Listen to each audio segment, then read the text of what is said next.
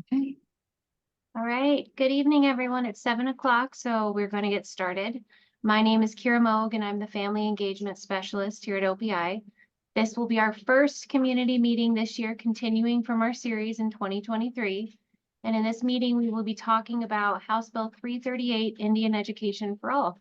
If you have a question during the meeting, please raise your hand or type it into the chat box. And as we have breaks and pauses, we will try to get those answered. We are super grateful to have Zach Hawkins on this meeting. He is the OPI Director of Indian Education for All. And with that, I would like to introduce Elsie Arnson, our State Superintendent. Good evening. Thank you for spending time with us. This is also being recorded, so you can reach to our parent page at OPI in Montana, and this recording will be here. Some great information is going to be shared tonight regarding a piece of legislation that came across, and it is to make sure that our Constitution is being validated by having all of our children across our great state recognize Indigenous history, understanding Indian education for all. So with that, Kira, back to you. Thank you so much. Now, I would like to introduce Rob Stutz, our Deputy Superintendent, as well as Chief Legal Counsel here at OPI, and Rob will be going through each bill tonight and answering your questions. Thank you, Rob. Thanks, Kira, and welcome, everybody. I'm glad that we have this participation and this opportunity to have a conversation about Indian Education for All, as well as the recent legislation, House Bill 338. Kira, I'm going to take over the sharing of my screen.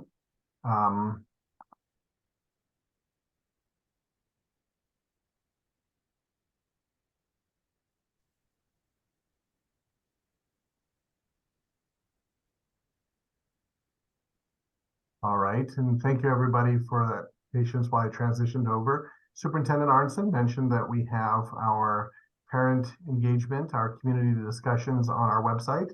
And as part of this, for those who haven't attended one of these meetings before, I'll just walk you through how to access the information. If you go to opi.mt.gov and you go over here on the right-hand side to parent resources, click on that. It'll pull up our parent resources screen. And we've got a box here that says upcoming events. The current event is down here, January 24th.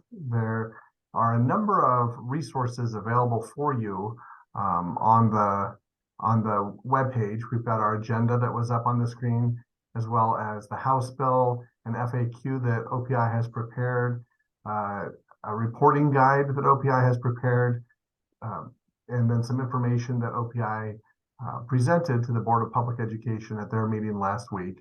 All of that information is available to the public. It's available to you. And if you have the opportunity, I encourage you to look through it and ask questions.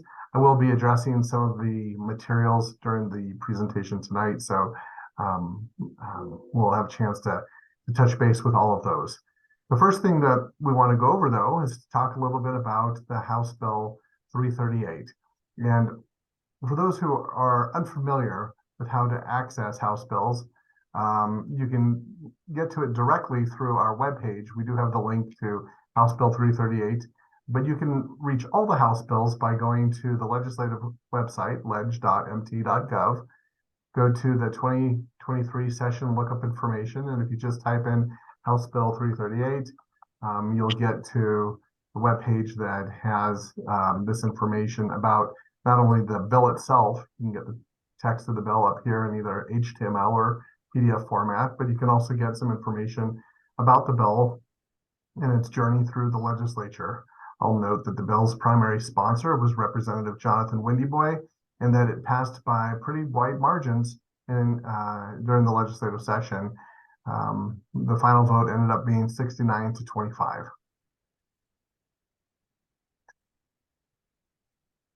The bill itself, and let me enlarge this a little bit to make it easier to read. And you can see right here at the top, it says House Bill 338.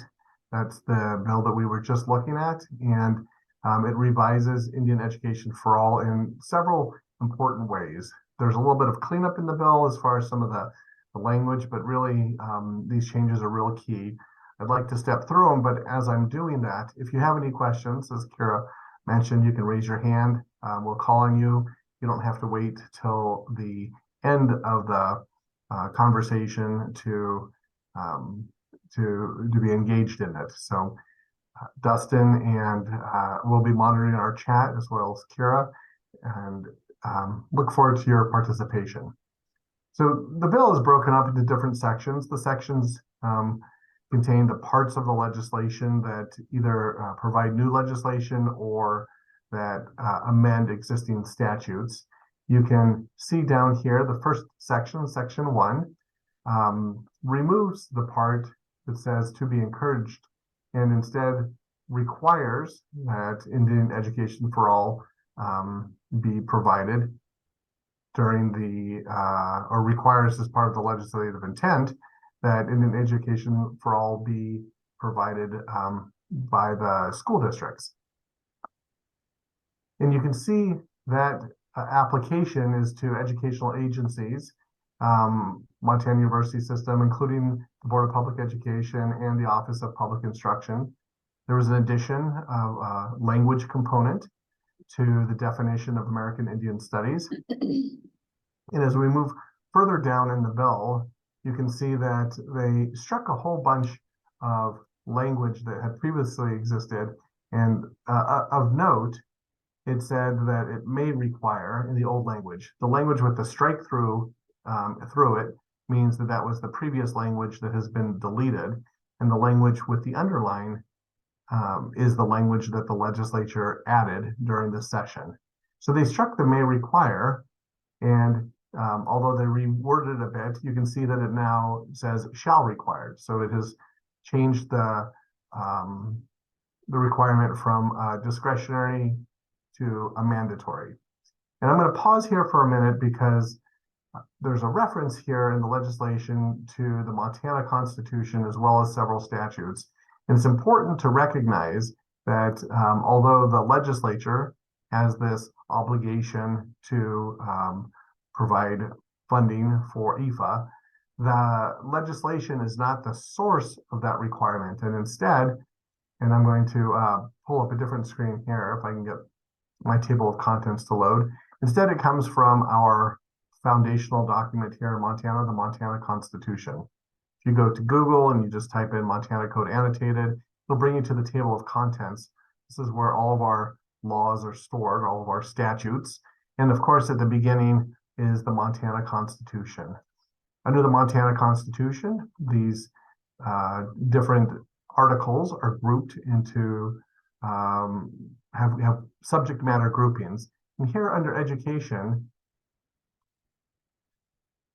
in the very first section of the education provision of the Constitution, it has subsection 2 or paragraph 2. And this is really the basis in our Constitution for ensuring that Indian education for all is provided. The state recognizes the distinct and unique cultural heritage of the American Indians, and is committed in its educational goals to the preservation of their cultural integrity. So Indian education for all is important, not just at a statutory level, but really it's part of the fabric of the legal requirements here in Montana. So when we see in the bill this reference to the Montana Constitution, it's really acknowledging just how much emphasis, how much importance is placed on the incorporation of Indian education throughout our education system. There's one little piece that was added here that talks about the inclusion of representatives of Montana Indian tribes when the superintendent of public instruction is forming rulemaking committees. Those are the committees that help craft the ideas for the content standards, that is, what is taught in the classrooms around the states. Those rulemaking committees have a process to make a recommendation to the superintendent that is then submitted to the Board of Public Education, who has the ultimate constitutional authority over these content standards. And from there, the rulemaking would go through the public rulemaking process. But the legislature ensured that those voices were heard from the outset during that rulemaking process. by including the representatives in the negotiated rulemaking committees. Are there any questions about the first 3 sections of this bill? I don't have anyone raising their hands, and I don't have anything in the chat as of yet, Rob. Okay, well, thank you for monitoring that. I'll just keep moving down because one of the biggest, changes to our Indian Education for All system, I refer to it as IEFA, IEFA, Indian Education for All, was in the subsection 4. Subsection 4 took an existing statute and it amended it in several important ways. There was an exception to the funding mechanism provided in subsection 5, but basically in the first paragraph it says the state shall provide Indian Education for All payments according to a formula. And we'll look at that exception here in a moment, but before we do, I want to note that the inclusion of the American Indian Studies program, and that term we saw earlier in the bill, that was the term that referred to culture and heritage, and as of this legislation had included American Indian languages as well. The inclusion of that in the curriculum materials and in the training for teachers. So that's an important recognition by the legislature of the need for that at both levels, both the teaching of the students and for the teaching of the teachers. And you can see in here that this is the part of the legislation where there have been some questions from the field, and I'll step through how the Office of Public Instruction has provided some guidance on that. But here in subsection 4, there's a reporting requirement. Now, part of the reporting requirement, the public school shall file an annual report with OPI in the form required by OPI that specifies how the Indian Education for All funds were expended. So that annual report about the funding is submitted to OPI every fall by the trustees of school districts. And that's not a new requirement. This has been in statute since 2007. And you can see that the filing of the annual report that specifies how the funds were expended doesn't have a strike through or an underline. It's not something that was amended by this legislation. It had existed, like I had mentioned, since 2007. So that part is unchanged. But what has been added is that, let's see, in sufficient detail to ensure that all funds were properly spent on the purposes of 4A. So in addition, though, to the financial reporting, there was a new type of reporting that's required by the statute. And that is funding about how the instruction is provided to both educators and the students, and how the instruction was developed cooperatively with the Montana tribes. And so that has changed the reporting requirement in statute to from one type of reporting, the financial reporting, to 2 types, both the financial reporting and the instructional reporting. So that's a big change here in the statute. I should note, though, that the instructional reporting has always been a part of the accreditation process. So even though it wasn't required by statute, it has been a part of how OPI reviews the programs for accreditation purposes, or how the Board of Public Education reviews the programs for accreditation purposes. And although the mechanism has changed, there's now a statute and there's a different computer interface that the districts use to upload the materials. There has always been an interest in knowing in a narrative form how that instruction has been provided. But certainly from the statute's perspective, that reporting is a new reporting requirement. I'm dwelling on this a little bit because there's a part of the bill that we haven't gotten to yet that has been the subject of some conversation. I'll skip over paragraph 5 for now, but I just want to point out that the bill has these sections here.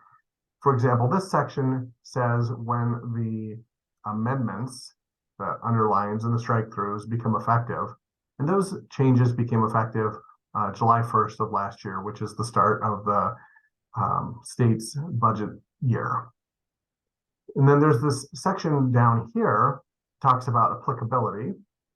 And it says the new reporting requirements under subsection 4.4 apply to Indian Education for All funds distributed in fiscal years starting on or after July 1st, 2023. And so what does that mean? That means that when we have a new reporting requirement, we would look to the funds that are expended for the current school year, that is the one running from 2023 to 2024, and that's the reporting requirement that would apply. Of course, we can't report on that information until it's actually occurred, and so those new reporting requirements would be apply at some point in the future.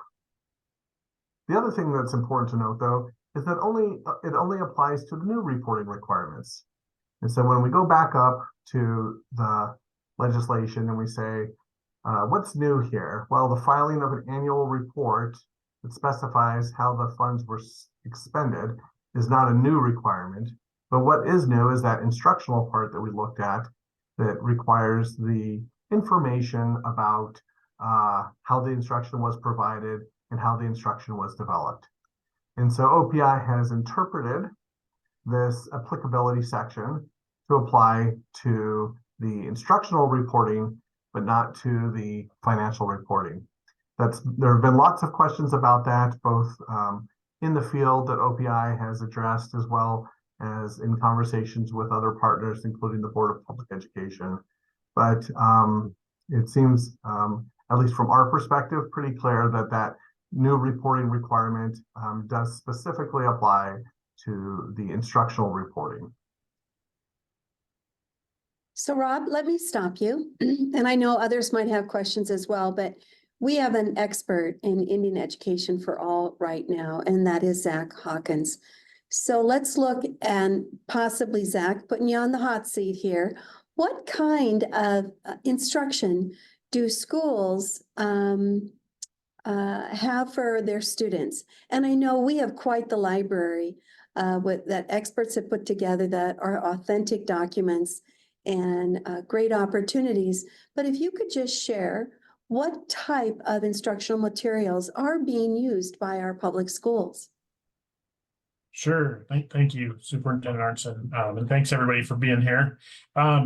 So first of all, I would just say, you see the verbiage in this legislation that refers to an American Indian Studies program.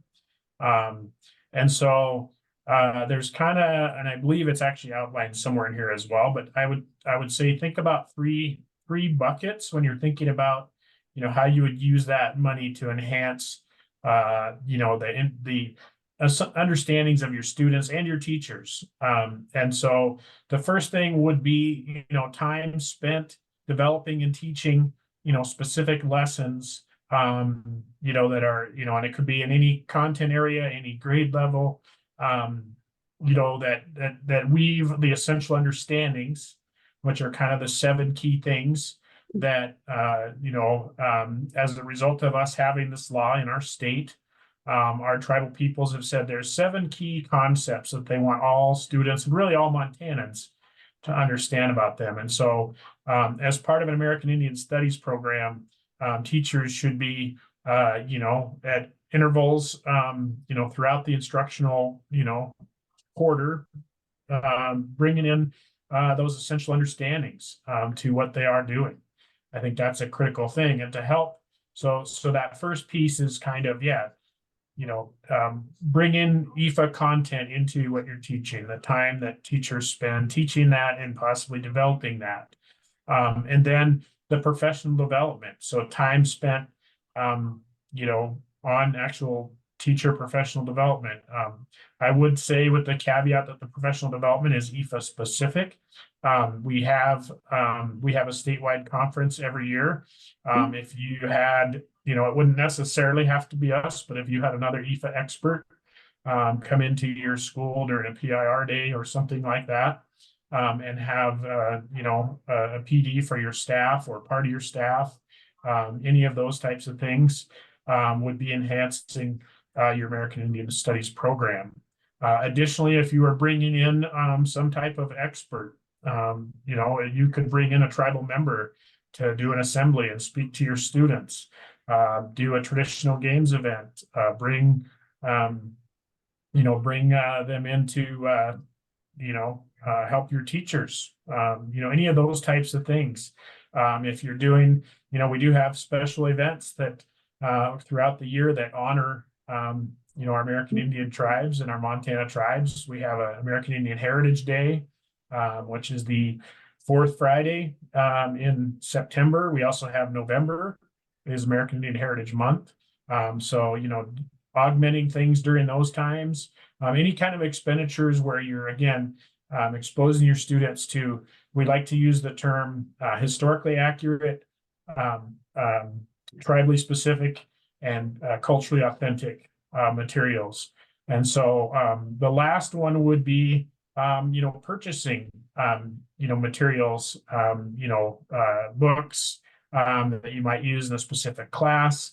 Again, we have to be mindful of what we do purchase. Unfortunately, there are still books out there that don't meet those three criteria of and other resources that don't meet those criteria. We do have on our website, if you go right on our landing page, we do have kind of an FAQ document around that. There's also an FAQ document that Rob and the financial people, the school finance people have put together that spells out some of this. And yep, there it is right there. That's also on the IEFA landing page. And then we have, a evaluation guide that does help teachers and administrators to understand, kind of the things that they should be looking for when they're purchasing materials. But probably the biggest one is the resource created by a tribal author. That's probably the biggest one that you would want to look for. But there's a lot of other things you can look for. But it's kind of those three things. Time spent developing and teaching lessons, time spent with professional development for teachers and administrators, and then expenditures related to acquisition of quality IEFA materials to be used in your school and in your classrooms. And on our website we have a plethora of stuff that folks can go through and different subject areas and grade levels, and lots of great videos and things like that as well. Oh, thank you, Zach. Give a plug. When is the conference and where is it at? The conference is March 8th and 9th. It's in Billings at the Doubletree, and we're hopeful to have about 200 folks there. We have a great offering of different programs, both for honor near reservation schools as well as all Montana schools. So I'd really encourage you to check that out. Thank you. And it champions teachers. There's also celebrations that also occur for honorees that we have. The other thing I just want to add to this, and thank you, Zach, we've got a lot of materials up on our website. Also want to say that to become a licensed teacher in Montana, you have to take an Indian education course that is being offered through our licensing unit.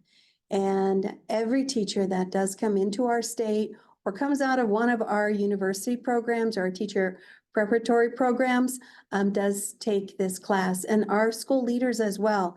So we're all in to make sure that we follow our Constitution, and Zach's got a great team behind as well. His email, if we could put that into the chat, Zach, if they have any questions.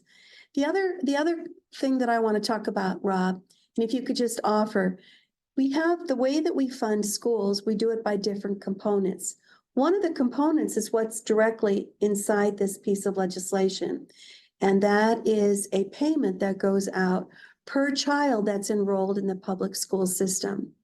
So if you wanted to share a little bit more about that, and then we can go ahead and continue. Anyone have any other questions Thank you, Zach, for putting that in the chat. But Rob, I'll let you take it from here. Well, thank you, Superintendent. Thank you, Zach. And I just want to celebrate, frankly, the good work that our IEFA staff does. It really is unique in the United States. We're the only state that has this, not only this component of our education system, but has this mandate that it be included throughout our educational system. So we've got really good work. I know that the implementation happens at the school district level, but we've got a really great crew here, headed up by Zach and staff members who make those resources available, who provide those supports, and it really just highlights how Montana has put this this Indian education front and center in a way that doesn't exist, frankly, anywhere else in the world. So a little shout out to Zach and the good work that they do. But also to address the superintendent's question, there's a reference here in the legislation that's talking about the base BASE budget of the district. There are different components, different financial components that are included in the base budget for a district. And the emphasis that the superintendent had is that Indian Education for All is one of those base budget elements. It includes other things like, schools and other funding sources, but the inclusion of that as part of the base budget is really an important part of our education system. And that's frankly why these reporting requirements that we were looking at are so important, is because we want to make sure that the funds were, expended consistent with the legislative intent, and that the instruction was developed and provided consistent with the legislative intent, both of which, drive the Indian Education for All obligation that's just embodied in the work that the school districts do. Are there any questions so far about the IEFA program that's provided here at OPI, about the reporting requirement, or about the funding mechanisms? So far, I don't have anyone raising their hand, and I don't have anything in the chat. Okay, well, thank you, Kira. So I'll just continue to the last part of the legislation, which is this subsection, or the last big part, the big change from the legislature, which is this subsection 5. And this is an opportunity that the legislature has provided for those school districts to be accountable for how they report their delivery of IEFA, both the financial reporting and the instructional reporting. If a school district doesn't file the required report, then the subsequent fiscal year, until the report is filed, they are ineligible for that component of the base budget. And so there's a real incentive there to ensure that the reporting gets submitted to the Office of Public Instruction. That's under A, and the mandate that those reports be filed. Subsection B addresses specifically the funding reports, and it says if a school district files a report that fails to show that all the funds, the IEFA revenue they received, were spent for the purposes of the legislation, the school district's base budget, that's the IEFA component of the budget, and the money they receive must be reduced by the amount of funding received that was not spent for IEFA purposes. There's quite a lot to digest there, but in a nutshell, if a district receives IEFA funds and then reports spending less than they received on the IEFA allowable expenses, then the funding must be reduced dependent on how much they did not spend. So one of the things that's really critical is that the school districts report accurately in their annual report to the Office of Public Instruction how those funds are spent. And to assist with that, the Office of Public Instruction has prepared this document that that Zach was referring to that tells how to report. And there are two components to the reporting, right? One is the new instructional component, and the other is the longstanding financial component. And it includes those three portions of the financial reporting that Zach was referring to: the curriculum materials, the training for teachers, and the curriculum development of the IEFA program. When this year, there was the first set of trustee financial summaries, that's the financial reporting, that were coming in from districts to OPI. There was some confusion about whether that reporting requirement had changed, and when the reporting needed to be done and how it had to be included. But that only applied to the financial reporting, because as we discussed, the instructional reporting doesn't kick in until next year under that applicability section that we looked at in the bill. But when all those questions came in, our folks prepared a finance reporting guidance document. That reporting was initially due on September 15th, and the districts had the opportunity to revise that document, the trustee financial summary, until December 10th.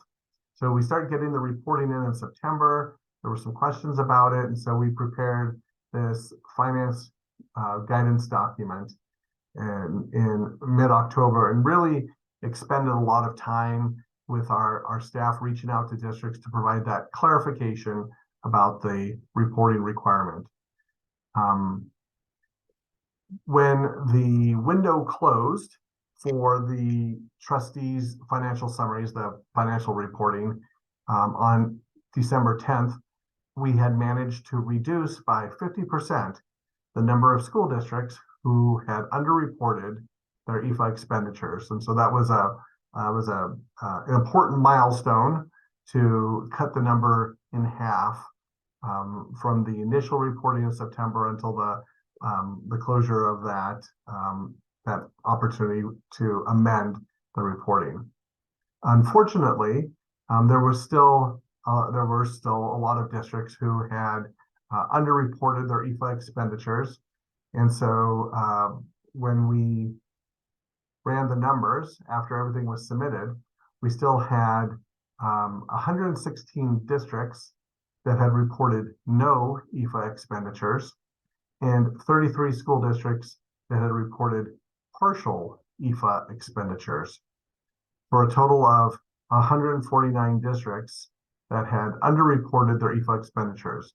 I mentioned we cut the number in half. The initial reporting came through with about 80% of Montana's 400 districts underreporting, and we managed to reduce that to 40%. Nonetheless, there's still lots of room to get better, more granular reporting from the school districts. This information was prepared in this table form that showed the county, the school district name, the revenue they received as part of their base budget for Indian Education for All, and then how much they reported expended for those programs. And then the final column shows the balance, that's the difference between what they received in revenue and what they reported expending. The difference came to a total of about $500,000 of IEFA funds where the expenditures were underreported. This information was presented last week by our OPI Chief Financial Officer to the Board of Public Education, as well as it included a narrative that we prepared that just stepped through the history of the IEFA funding. So there's the constitutional obligation, there's the initial enactment in 2005, as well as the amendment in 2007 that contained that financial reporting requirement. Just a little bit of an explanation about how the funding reporting is done through those trustee financial summaries. And then there's the discussion of this most recent legislation, House Bill 338, that made those several changes to the reporting requirement. OPI, we just note that effective date and the applicability date here in our little summary, and as well as the interpretation that the Office of Public Instruction has, that the financial reporting requirement is not new, and so it would apply to those funds being reported this year, as opposed to the delay like there is for reporting about the instructional. And then consistent with the legislation, there was the request for the Board of Public Education to determine how much, if any, should be reduced from the funding. And this gets really down to that nuance we were looking at here that says it must be reduced by the amount that was not spent. And it gets a little bit very to the point where the districts report how much funding was expended, but you don't actually know if it was actually spent. For example, a district could come and say, you know what, I messed up my report. I sent it to OPI and I didn't include some curriculum materials that we purchased. We forgot to include some teacher development. Whatever, the report had a mistake in it. The way OPI has interpreted this bill, it says it must be reduced, but it doesn't identify who makes the determination of how much to reduce it. There is that reported amount, but if there was a problem with the report and doesn't accurately reflect how much was spent, should those districts have the opportunity to come and explain that there was a mistake. When we were looking at the statutes, so what we're looking at now is this is the bill that shows those changes to the statute, which is 20-9-329. And those changes have now been incorporated into our laws. We looked earlier in the presentation at the Montana Code annotated and how the different laws are organized, first in the Constitution and then in the different parts. And so when you look under the education finance funding part, you can see 20-9-329, this incorporates all those changes. And so there's this question about who makes that determination about what must be reduced. Here in the statutes, though, there is an answer that was not part of this bill, but that was already part of Montana law. And that's down here in 20-9-344. And what I'll do real quick is I'll paste in the chat just some links to these materials so that you can have them. So I'm just pasted a link to this IEFA statute, and then I'm going to paste a link to the 344, which is we'll talk about it in a second. It's the part of the statute that says how we determine what the reduction is. So this statute talks about the duties of the Board of Public Education for the distribution of base aid. And right here under subsection 2, it says the Board of Public Education may order Superintendent of Public Instruction to withhold distribution of base aid. That's the type of aid we were talking about, IEFA being a component of, from a district when the district fails to submit the reports or budgets as required by law. So for example, if they fail to submit a report showing all of their expenditures, that would be an underreported expenditure that would trigger this part of this statute. And then down here in subsection 3, it provides that before the board orders the withholding of base aid, the school district is entitled to a hearing before the board. And so that is that opportunity that exists for a school district to come in and say, I reported expenditures, but actually we spent more money, we just failed to account for it in our report. So it gives that opportunity for those school districts to explain why there was an underreporting of the IEFA expenditures. So good news for the district. There is a mechanism in law if a mistake happens and isn't corrected by the time the financial reporting is completed. There's a mechanism for them to go and explain why they underreported. And with that, we have reached the end of House Bill 338, and we've had an opportunity to talk about not just the changes in the bill itself, but also some of the more practical implementation issues. Are there any questions about the bill, about the implementation, or about the IEFA support services that the Office of Public Instruction provides? I haven't seen anything come through on the chat and nobody has raised their hand.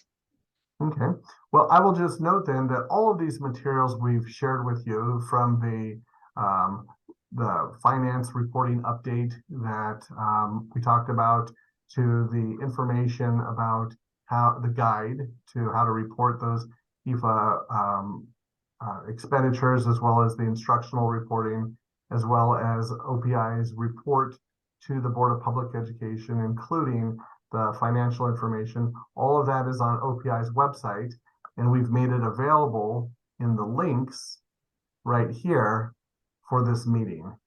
And because this meeting is being recorded, that recording will at some point go live and be posted here. And so you'll have the whole package of materials available to you or to others who may be interested in more thorough understanding of our IEFA program, our reporting requirements, and the changes that were implemented via House Bill 338.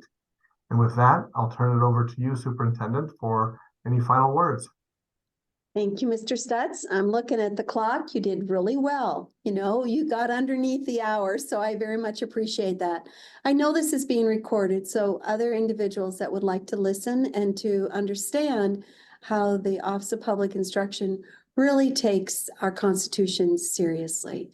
As I had said, and having our expert on, Mr. Hawkins, you know, we're here to support all of our public schools and how they implement the Constitution, as well as what the Board of Public Ed is requesting of us to do. So with no other questions, no other, at this point, please reach to us. We put things into the chat. We're always available for any clarification at all. And blessings to everyone. So thank you. All right, thank you.